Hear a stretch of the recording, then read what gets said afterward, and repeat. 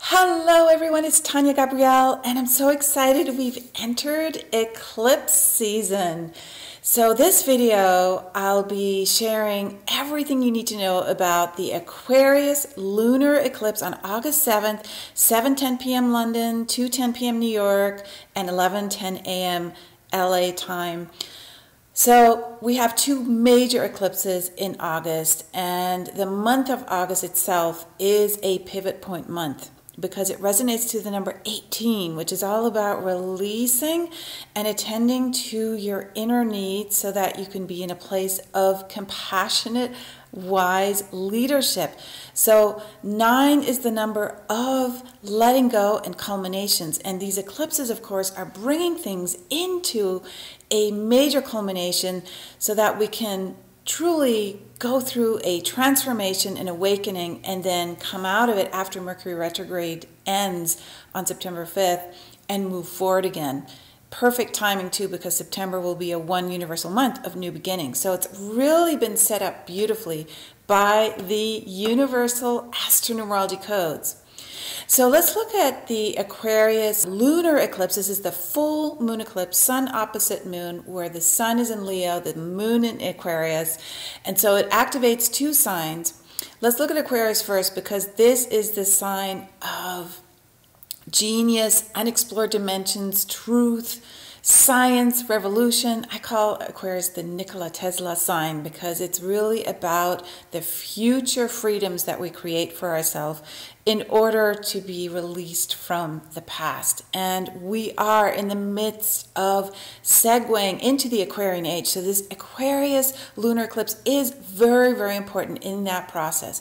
Now, lunar eclipses invite you to let go and purge, just like that number 18 for August does. So we're going to really feel an urge to look at things that are no longer meant to be part of our lives, whether those are projects, situations, or people, and feng shui them. And so this eclipse will really urge us to do that. Now, this is a full moon eclipse, so full moons are sun opposite moon, which is your relationship. So you will not only feel deeply like you do in any full moon, but you're going to feel emotional situations, especially in your partnerships and relationships, to come to a breakthrough and culminate in some kind of shift. And also, you know, this would govern your inner relationship, the relationship you have with your soul, right? The soul's relationship to the divine. So it covers all of those, anything to do with communication, interaction, and relationship. So the symbol for Aquarius astrologically is a pair of waves. Now, these waves are not about water. Aquarius is not a water sign, it's an air sign. So it governs the electrical waves. Think again, Nikola Tesla, the current. And in ancient times, Aquarius was also considered to be the waves of two serpents of wisdom, like the two serpents on the medical staff. So, you know, this ability to be wise allows you to set you free, because you're actually taking the wisdom of the divine, of God, and you're able to let go of the human personalized experience of the ego, and the wisdom of those serpents, of that electrical current, connects you back. It plugs you back into where you're from, the light of your origins. And Aquarius really governs that. So it's beautiful for inspiration and breakthroughs. And Aquarius is a little wacky too. It's the planet, the sign, and Uranus, the planet ruler of Aquarius. This combo is about genius. And, you know, people who are a little out there and on tangents and forward-looking and ahead of their time can be a little different and wacky, and it's a very inspiring energy because it takes you to the edge of reality. So you're going against the grain, you're going against conforming to what society and culture and family expects of you, and this is a great time to be true to yourself. Which brings me to Leo, which is where the sun is. opposite the moon in Aquarius. So Leo's a fire sign, and Leo is so activated in August, not only because the sun is in Leo, but because we have the North Node recently moved into Leo for a year and a half. So this is why the eclipses are happening on this axis.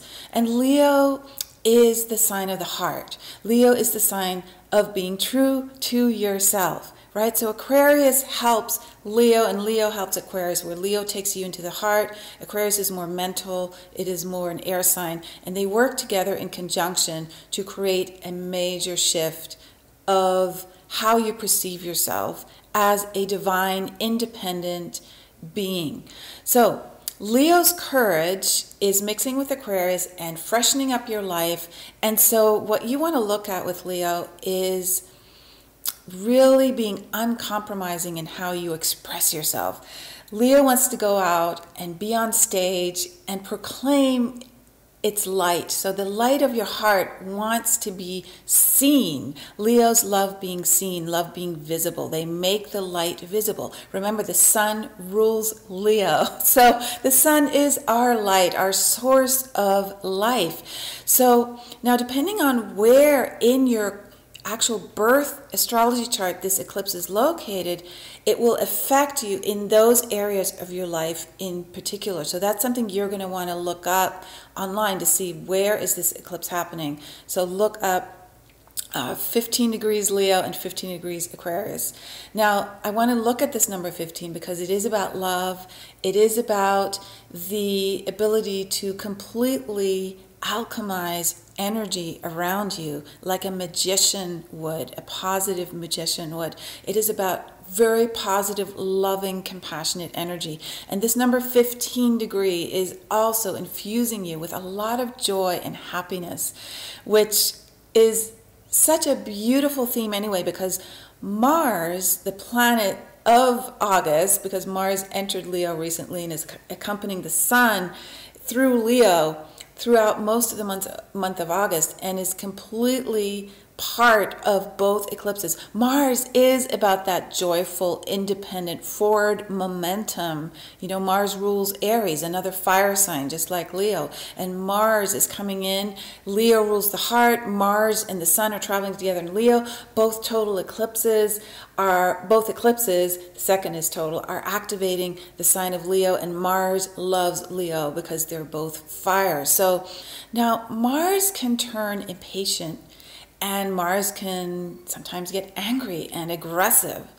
So we want to use this energy creatively, this joyful forward momentum energy creatively, in a way that is assertive, not aggressive. Now, here's the thing about anger. When anger comes up, we actually can use it. We can actually put it to good use, because when we actually misdirect that energy, you know, Mars, Sun, Leo, this fire, this like aggressiveness that can sometimes happen, we're actually just getting in touch with anger that's inside of us that can have simmered for days, hours, months, years, even lifetimes, and we're hurling it at others. So instead, what we want to do is take that creative energy, take it within, listen deeply, look deeply, begin to understand how the anger even originated, and begin to make friends with it. Because when you start befriending and understanding and listening to the anger, it will transform into love. So it is a wonderful tool to actually use, as long as you go to that place of mindful breathing. So when you get impatient, or you feel aggressive, or you want to attack, right, or react to something, you want to just open your heart instead. And in this loving state, you can't actually inflict pain, because you're so present. And in the present moment, there is no such thing as pain. The present moment is the moment that we are at peace. We are completely one with original source, with love, with light, right? So anger is an opportunity to go there, to go and feel that compassion and find that love. So the way I see it, you know, when something wells up inside of me, is that anger is actually a gift to go deeper. So if you see this time in August, which is very intense, remember, we're in the eclipse storm already. It's already going to be really powerfully emotional. So, and you know, with Mercury going retrograde in mid-August, our mind will not be very clear. So, and I'm going to go more into this in our second eclipse video, which is the one, the big American, the great American eclipse. That'll be the next video. But what's happening is the eclipses in general, they darken the moon or darken the sun. So our mind is not exactly clear. So you don't want to really use this Mars energy to move forward and make big decisions. You want to internalize it and discover the inner creator that you are, the independent, sovereign being that you are. And finally, one more transit. Jupiter is square Pluto at exactly 17 degrees. 17, the immortality number, the number of eternal energy and leaving a legacy behind. And Jupiter and Pluto increase abundance possibilities in a dramatic way, especially in the square. So this is a very ambitious energy. It's an energy to go for it, especially regarding your financials, creating abundance, raising your prosperity to another level. So all in all, such an exciting first eclipse. Have an amazing Aquarius lunar eclipse. I know you're going to love it. This is a really exciting time. Don't forget, Mercury does go retrograde right in between the two eclipses. The next eclipse is on August 21st, and that's the really big one.